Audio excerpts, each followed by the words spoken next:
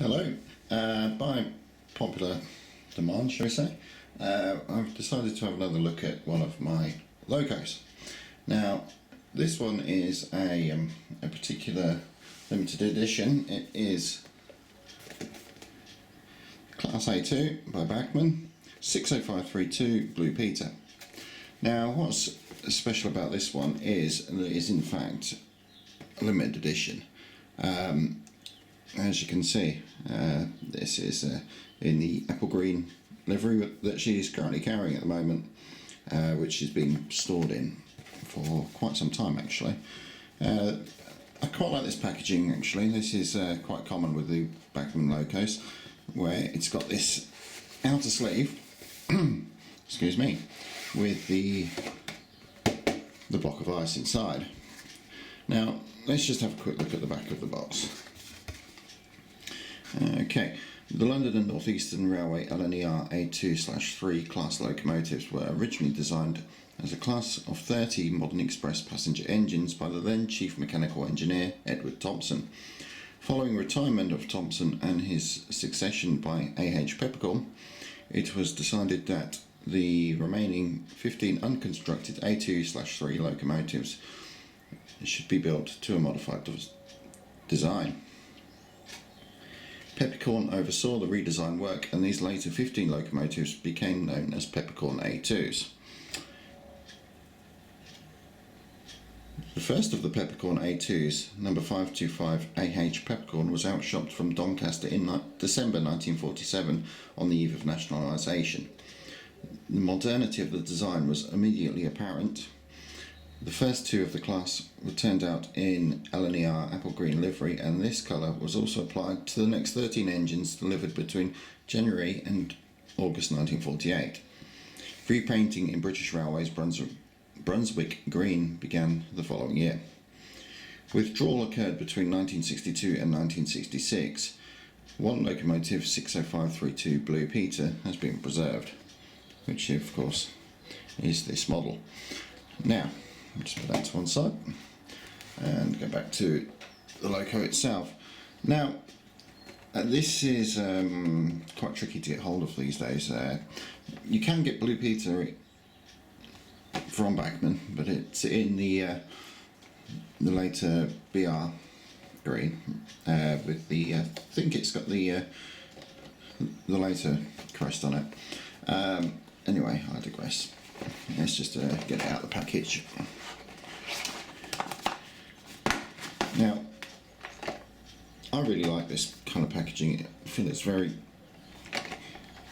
sturdy, very safe. I've never actually had any problems with locos wrapped in this sort of container, and it does actually absorb shock quite well. Let's just have a quick look at the rest of the contents.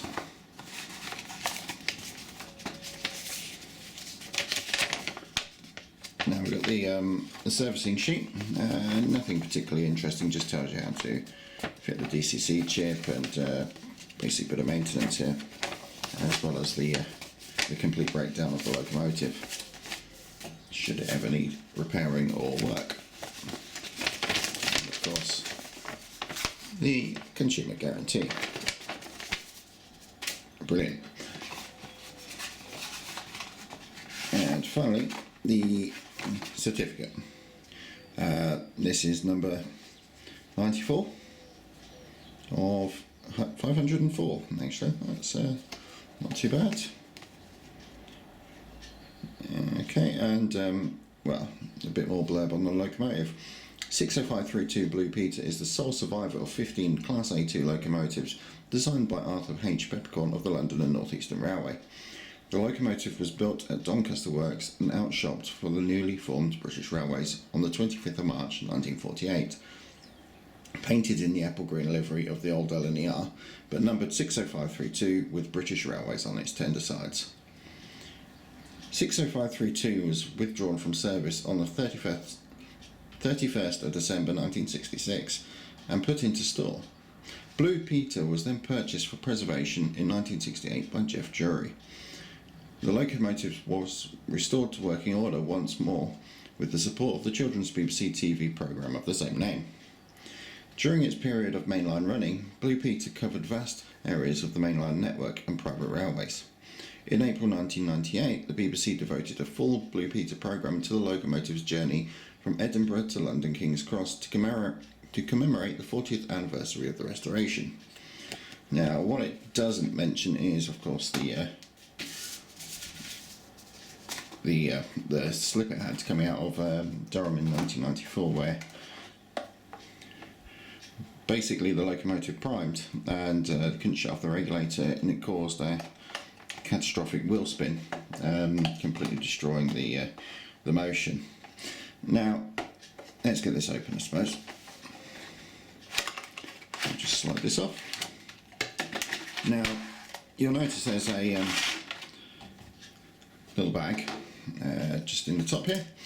Now, I've not actually fitted these yet, but it's just the drain cocks, the extra steps, and of course the etched nameplates, as well as the additional cab doors, which I've not bothered to fit on any of my locos actually. Let's just lift this up. Now, I'm just going to have a quick look at the tender first. A bit of dust on it actually, I should have dusted it beforehand. Pretty much non-corridor riveted tender, 8 wheels.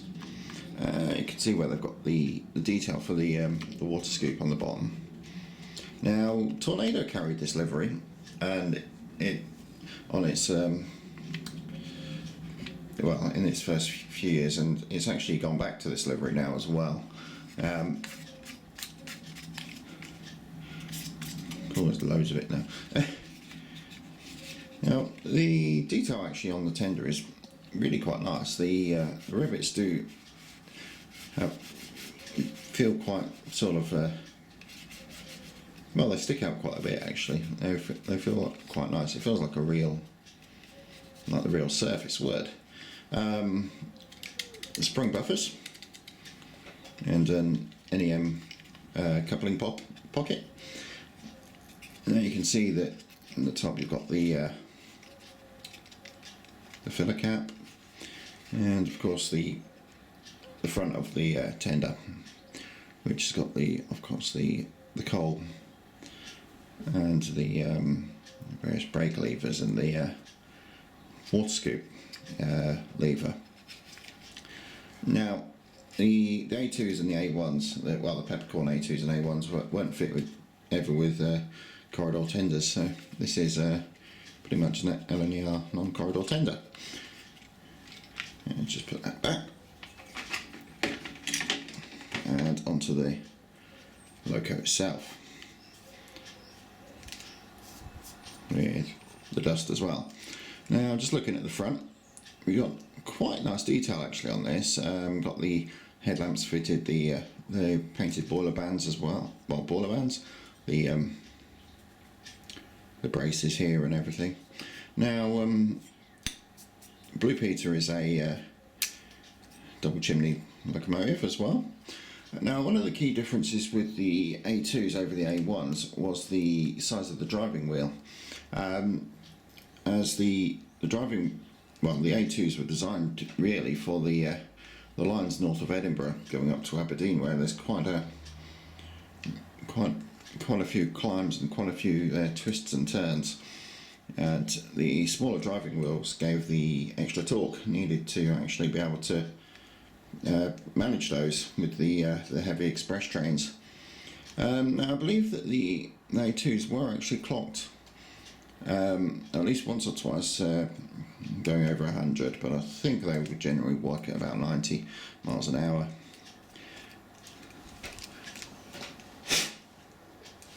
There's a lot of dust on here. Okay, so just working back. Now, one of the things which you'll notice with the preserved Blue Peter is the nameplate. On one side, it has a black nameplate. On the other, it has this funky blue one. Now, let's go back to let's work our way back across the loco. It has the banjo dome, which came in with the A3s, and underneath, if we just have a look, it has this quite interesting Cartazzi arrangement, whereas the Hornby equivalent, well, the equivalent A1s and A3s and A4s, etc., have a flangeless wheel set for the tight curves. This actually pitches and slides across, and it actually does the cornering quite well.